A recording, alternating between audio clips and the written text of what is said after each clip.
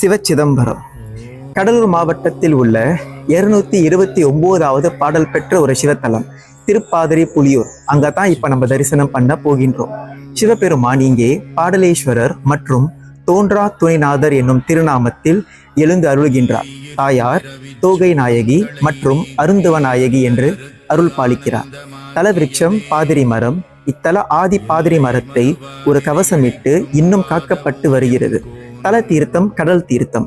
நால்வர் ஆகிய திருஞான சம்பந்தர், திருநாவுக்கரசர், சுந்தரர் மற்றும் மாணிக்க வாசகரால் பாடல் பெற்ற ஒரு திருத்தலம் இது.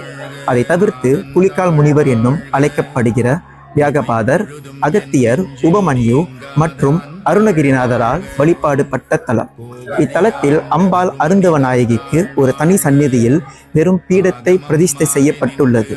இந்த தலத்தில் தாயார் உருவம் இல்லாமல் அருவமாய் சிவனை நோக்கி என்றும் தவத்தில் உள்ளதை இந்த பீடம் குறிக்கிறது.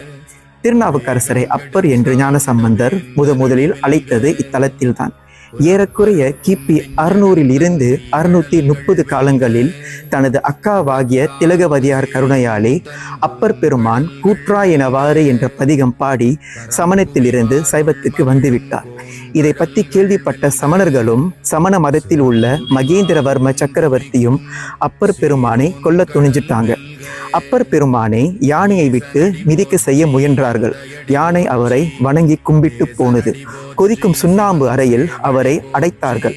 மாசில் வீணையும் மாலை மதியமும் என்ற பதிகங்களை பாடி 7 நாட்கள் சென்று அவர் வெளியே வந்தார். இறுதியாக இந்த திருப்பாதிரி புலியூரில் அப்பரை கல்லில் கட்டி கடலில் போட்ட போதும் அவர் சொற்றுணை வேதியன் சோதி வானவன் என்ற பதிகங்களை பாடி கடலோடு அவர் மிதந்து வந்த நிகழ்வு நடந்த திருஸ்தலம் இதுதான். இன்னும் அப்பர் கரை ஏறிய இடம் கரை ஏறவிட்ட குப்பம் என்னும் பெயரால் சிறந்து விளங்குகின்றது.